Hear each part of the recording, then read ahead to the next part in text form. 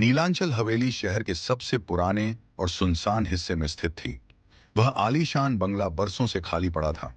ऊंची दीवारें, लोहे का जंग लगा हुआ विशाल फाटक और चारों तरफ फैली जंगली घास उसे किसी पुरानी कब्रगाह जैसा रूप देती थी। शहर के लोग उस रास्ते से गुजरने में भी कतराते थे, लेकिन आर्यन के लिए यह एक सुनहरा मौका था। आर्यन एक लेखक था जिसे शांति की तलाश थी। जब उसने अखबार में इस हवेली का विज्ञापन देखा तो उसे यकीन नहीं हुआ। शहर के पौष इलाके के पास होने के बावजूद इसकी कीमत एक छोटे से फ्लैट से भी कम थी।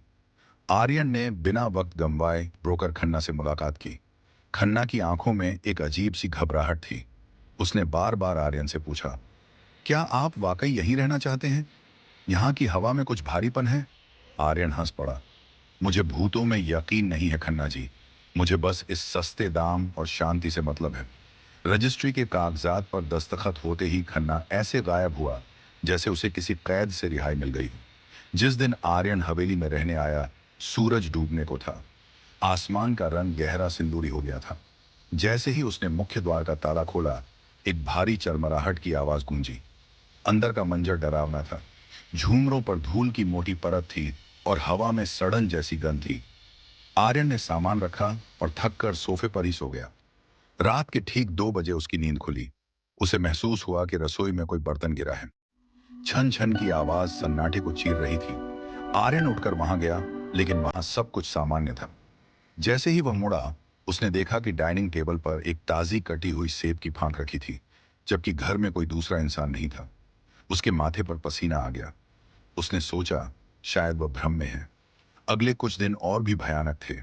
हवेली की दीवारें मानो बातें करने लगी थी। रात को सीढ़ियों पर चढ़ते कदमों की आहट आती। धप, धप, धप।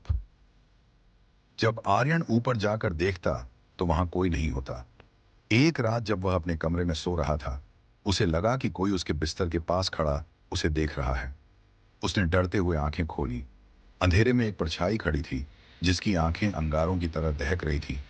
आर्यन ने हिम्मत करके लाइट जलाई तो सामने कोई नहीं था, लेकिन शीशे पर भाप से लिखा था, किस्त अभी बाकी है।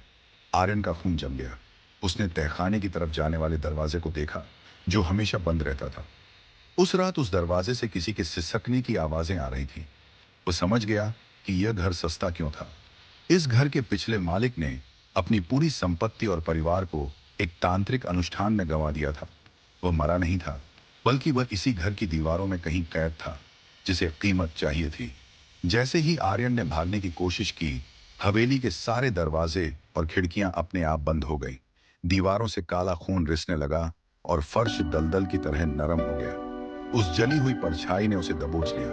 आर्यन की चीखें उन ऊंची दीवारों में ही दबकर रह गईं। आज भी नीलांचल हवेली का विज्ञापन अखबारों में आता है। कीमत आज भी बहुत कम है, लेकिन जो भी उस सस्ते घर के लालच में अंदर जाता है, वह फिर कभी बाहर नहीं आता। उस हवेली को अब किसी खरीदार की नहीं, बल्कि एक नई रूह की तलाश रहती है।